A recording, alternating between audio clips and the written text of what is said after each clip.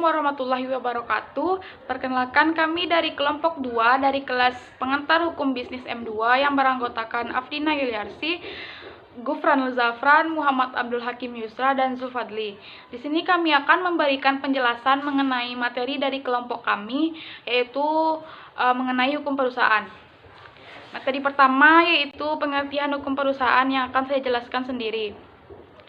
Hukum perusahaan adalah semua peraturan hukum yang mengatur mengenai segala jenis usaha dan bentuk usaha.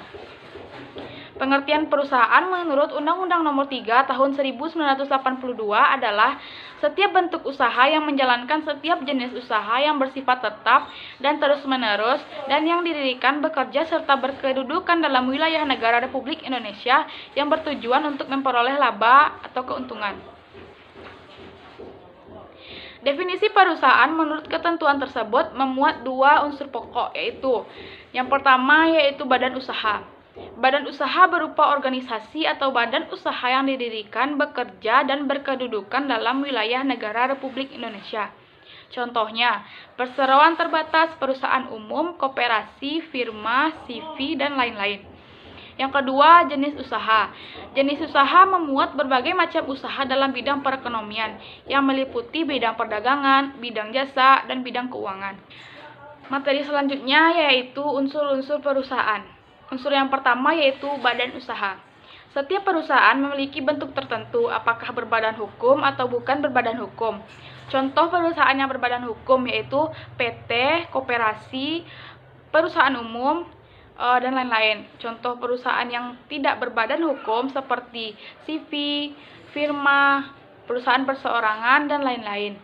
Yang kedua, kegiatan di bidang ekonomi, meliputi bidang perindustrian, bidang perdagangan, bidang jasa, dan bidang pembiayaan. Yang ketiga yaitu terus-menerus, yang berarti kegiatan usaha yang dilakukan perusahaan sebagai mata pencarian, dilakukan secara terus-menerus dan bukan kegiatan insidentil. Yang keempat, bersifat tetap. Kegiatan usaha yang dilakukan tidak berubah dalam waktu singkat, namun dapat berubah dalam jangka waktu yang panjang. Yang kelima, diketahui publik. Artinya, usaha yang dijalankan diketahui dan ditujukan untuk publik secara umum, diakui dan dibenarkan oleh Undang-Undang Republik Indonesia. Yang keenam, mendapatkan laba. Tujuan dari usaha tersebut adalah untuk mendapatkan keuntungan dari setiap jenis kegiatan usaha. Yang ketujuh, pembukuan. Sebuah perusahaan harus melakukan pencatatan tentang hak dan kewajiban yang berhubungan dengan aktivitas usaha. Selanjutnya yaitu sumber hukum perusahaan. Sumber hukum perusahaan adalah setiap pihak yang menciptakan kaidah atau ketentuan hukum perusahaan. Pihak-pihak tersebut dapat berupa badan legislatif yang menciptakan undang-undang, pihak-pihak yang mengadakan perjanjian yang menciptakan kontrak, hakim yang memutuskan perkara yang menciptakan jurisprudensi, masyarakat pengusaha yang menciptakan kebiasaan mengenai perusahaan. Dengan demikian, hukum perusahaan itu terdiri dari kaidah atau ketentuan yang tersebar dalam perundang-undangan, kontrak, jurisprudensi, dan kebiasaan mengenai perusahaan. Baiklah, penjelasan mengenai lebih detail sumber-sumber hukum perusahaan akan dilanjutkan oleh rekan saya yaitu Zulfadli. Kepada Zulfadli dipersilahkan.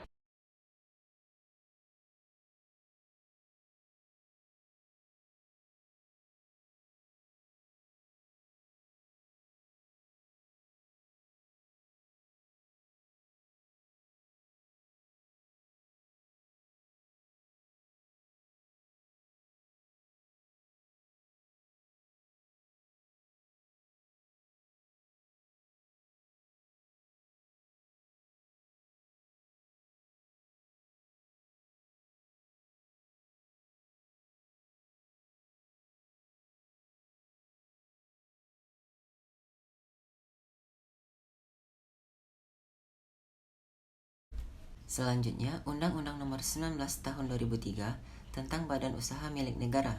Yang ke-8, Undang-Undang Nomor 3 Tahun 1982 tentang Wajib Daftar Perusahaan.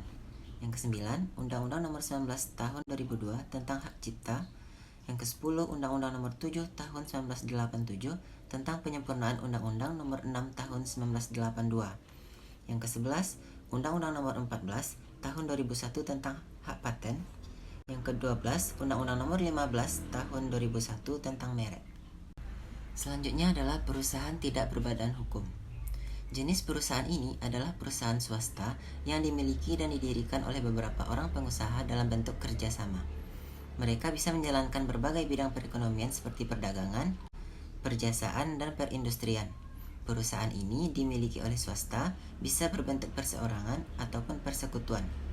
Berikut ini adalah beberapa contoh perusahaan yang tidak memiliki badan hukum. Contoh perusahaan tidak berbadan hukum yang pertama yaitu Maskap atau Persekutuan Perdata. Maskap atau Persekutuan Perdata merupakan suatu perjanjian dengan mana dua orang atau lebih mengikatkan diri mereka untuk memasukkan sesuatu dalam persekutuan dengan maksud untuk membagi keuntungan yang terjadi karenanya.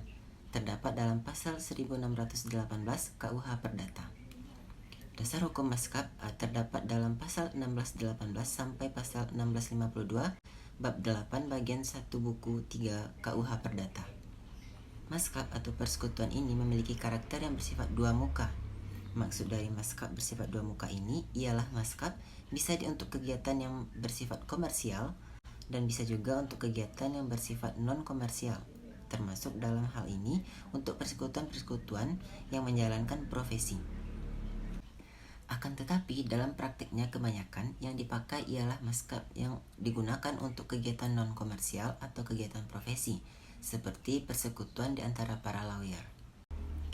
Di dalam prakteknya, maskap didirikan atas sebuah perjanjian dengan mana dua orang atau lebih yang mengikatkan diri mereka untuk memasukkan sesuatu di dalam persekutuan, dengan maksud untuk membagi keuntungan yang terjadi karenanya. Berikut ini adalah unsur-unsur dari maskap adalah: yang pertama, bertindak secara terang-terangan. Yang kedua, harus bersifat kebendaan. Yang ketiga, didirikan untuk memperoleh keuntungan. Yang keempat, keuntungannya dibagi-bagikan kepada anggota. Yang kelima, kerjasama ini tidak nyata, tampak keluar atau tidak diberitahukan kepada umum. Yang keenam, harus ditujukan pada sesuatu yang mempunyai sifat yang dibenarkan dan diizinkan diadakan untuk kepentingan bersama anggotanya. Ciri-ciri persekutuan perdata. Yang pertama, adanya perjanjian antara dua orang atau lebih. Yang kedua, para pihak memasukkan ke dalam persekutuan atau in-bank. Dan yang terakhir, tujuan memasukkan sesuatu ke dalam persekutuan untuk membagi keuntungan atau kemanfaatan dari hasil usaha yang dilakukan secara bersama-sama. Pendirian persekutuan perdata. Pendirian persekutuan perdata dalam pasal 1624 KUH PDT dijelaskan bahwa persekutuan mulai berlaku sejak saat perjanjian. Jika dalam perjanjian tidak ditentukan lain, pendirian persekutuan perdata bisa dilakukan secara lisan atau dibuat secara tertulis. Hal ini dapat diketahui dari ketentuan persekutuan ada sejak adanya perjanjian. Asas kepentingan bersama dalam maskap. Asas kepentingan bersama dalam maskap tercantum dalam pasal 1628 sampai 1631 BW. Yang pertama, kewajiban untuk mengganti rugi untuk kesalahan yang dilakukan sekutu diatur dalam pasal 1630. Dan yang kedua, perihal aturan untuk sekutu yang memasukkan in-bank dalam bentuk barang diatur dalam pasal 1631. Firma. Firma atau sering juga disebut dengan FA adalah sebuah bentuk persekutuan untuk menjalankan usaha antara dua orang atau lebih dengan memakai nama bersama. Diatur dalam pasal 16 KUHD. Dalam firma, semua anggota bertanggung jawab sepenuhnya, baik sendiri maupun bersama terhadap utang-utang perusahaan kepada pihak lain. Karena firma merupakan bagian dari perkumpulan, maka memiliki unsur-unsur sebagai berikut. Yang pertama, kepentingan bersama. Yang kedua, kehendak bersama. Yang ketiga, tujuan bersama. Dan yang keempat, kerjasama. Sedangkan unsur yang dimiliki firma merupakan bagian dari perikatan perdata, yaitu satu, perjanjian yang berbalik, yang kedua in-bank, dan yang ketiga pembagian keuntungan. Dasar hukum firma diatur dalam pasal 15 sampai 35 bab 3 bagian 1 buku 1 KUHD. Segala yang menjadi dasar hukum maskap dan perjanjian-perjanjian antara para pihak. Firma merupakan suatu perseroan yang didirikan untuk melakukan suatu usaha di bawah suatu nama bersama. Pasal 16 KUHD. Tata cara pendirian firma diatur dalam pasal 22, 23, 28, dan 29 KUHD. Yang pertama, pasal 22 KUHD menyebutkan bahwa firma harus didirikan dengan akta otentik. Pasal 23 KUHD menyebutkan bahwa firma harus didirikan dengan akta persekutuan yang memuat anggaran dasar persekutuan harus didaftarkan pada kepanitiaan PN yang berwenang. Pasal 28 KUHD menyebutkan bahwa akta pendirian yang membuat anggaran dasar harus diumumkan dalam BNRI. Akan tetapi, pada prakteknya pendirian firma hanya sampai pada pendaftaran DPN saja. Tidak ada yang sampai pengumuman dalam BNRI. Dalam firma, semua sekutu saling bertanggung jawab secara tanggung renteng sampai kepada harta kekayaan pribadinya. Untuk seluruh perikatan-perikatan persekutuan, pasal 18 KUHD. Pendirian persekutuan dan firma. Pendirian persekutuan dan firma sebenarnya tidak terikat dengan bentuk tertentu. Artinya, ia dapat didirikan secara lisan maupun tertulis, baik dengan akta autentik maupun dengan akta di bawah tangan. Namun, di dalam praktiknya masyarakat sering menggunakan akta autentik karena erat ikatannya dengan masalah pembuktian. Dalam pasal 22 KUHD disebutkan bahwa persekutuan dengan firma harus didirikan menggunakan akta autentik. Itik secara resmi dalam pendirian firma. Yang pertama, nama kecil, pekerjaan, dan pertinggal para sekutu firma. Yang kedua, pernyataan firmanya dengan menunjukkan apakah persekutuan itu umum ataukah terbatas pada suatu cabang khusus perusahaan tertentu. Dan dalam hal terakhir, dengan menunjukkan cabang khusus itu. Yang ketiga, penunjukan para sekutu yang tidak diperkenankan bertanda tangan atas nama firma. Yang keempat, saat mulanya berlaku persekutuan dan saat berakhirnya. Yang kelima, pada umumnya bagian-bagian dari perjanjian yang harus dipakai untuk menentukan hak-hak pihak ketiga terhadap para sekutu. Pada umumnya, persekutuan dan firma dikatakan sebagai persoalan yang tidak berbadan hukum. Persyaratan agar suatu badan dikatakan berstatus badan hukum adalah harus memiliki unsur atau syarat material sebagai badan hukum. Dalam praktiknya, firma sudah memenuhi persyaratan unsur material sebagai badan hukum.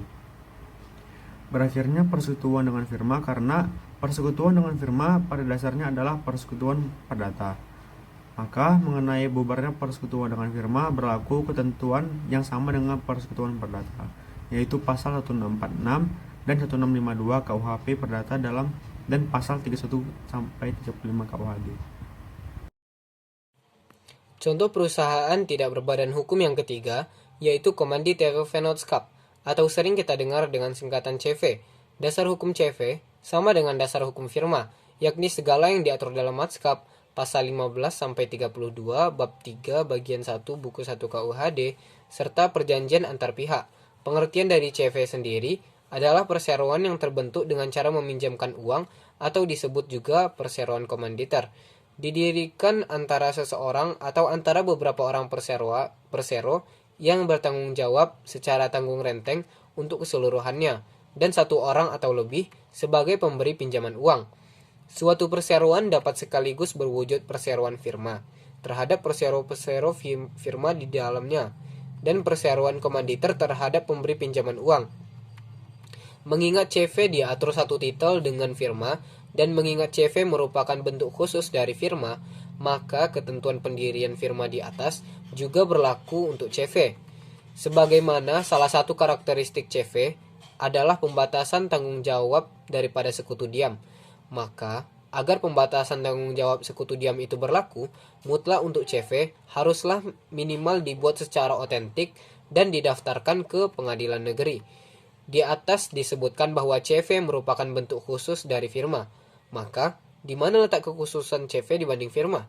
Dalam firma, semua sekutu saling bertanggung jawab secara tanggung renteng sampai kepada harta kekayaan pribadinya untuk seluruh perikatan-perikatan persekutuan. Hal ini disebut dalam pasal 18 KUHD. Sedangkan CV ada dua macam sekutu, yaitu sekutu komplementer atau sekutu kerja atau sekutu aktif, dan sekutu komanditer atau sekutu diam atau sekutu pasif. Sekutu aktif merupakan sekutu yang bertanggung jawab penuh sampai pada harta kekayaan pribadi, sedangkan sekutu pasif merupakan sekutu yang hanya bertanggung jawab tidak lebih dari bagian dalam persekutuan. Selanjutnya, ciri-ciri dari CV.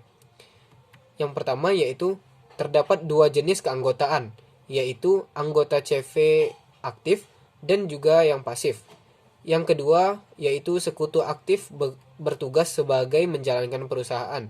Ciri yang ketiga yaitu sekutu pasif bertugas sebagai menanamkan modal tanpa ikut serta dalam menjalankan perusahaan. Ciri yang keempat yaitu sekutu aktif memiliki tanggung jawab yang tidak terbatas. Yang kelima, sekutu aktif memiliki tanggung jawab hanya sebatas modal yang tertanam saja. Selanjutnya yaitu jenis-jenis dari CV. Jenis yang pertama yaitu persekutuan komanditer murni. CV murni adalah bentuk persekutuan komanditer di mana di dalamnya hanya terdapat satu komplementer, sedangkan sekutu lainnya adalah sekutu komanditer. Yang kedua yaitu persekutuan komanditer campuran. CV campuran adalah bentuk persekutuan komanditer yang berasal dari bentuk firma jika firma memerlukan bantuan modal. Sekutu firma menjadi sekutu komplementer, sedangkan sekutu lainnya adalah sekutu komanditer. Yang ketiga, yaitu persekutuan komanditer bersaham. CV bersaham adalah bentuk persekutuan komanditer yang mengeluarkan saham, yang mana saham itu tidak bisa diperjualbelikan, di mana sekutu komplementer dan sekutu komanditer mengambil satu saham atau lebih. Selanjutnya yaitu kelebihan dari CV. Yang pertama yaitu proses pendirian CV tergolong mudah. Yang kedua, kemampuan manajemen usaha CV umumnya lebih besar. Yang ketiga, bentuk usaha CV cenderung lebih mudah mendapatkan modal dari perbankan. Yang keempat, CV lebih mudah berkembang. Sedang yang kelima, resiko perusahaan ditanggung bersama dengan sekutu. Selanjutnya yaitu kekurangan. Kekurangan CV yang pertama yaitu operasional tergantung pada sekutu aktif yang bertindak sebagai pemimpin, yang mana apabila sekutu aktif tidak melakukan operasi, maka CV hanya akan diam di tempat saja. Selanjutnya yaitu modal yang telah disetorkan ke perusahaan sangat sulit untuk ditarik kembali. Yang terakhir yaitu mudah terjadi konflik antara sekutu pengusaha di dalam CV. Sekian, terima kasih. Baiklah, sekian materi dari kelompok kami. Jika ada kesalahan, mohon dimaafkan. Semoga apa yang kami sampaikan dapat bermanfaat bagi teman-teman semua. Kami akhiri dengan Assalamualaikum warahmatullahi wabarakatuh.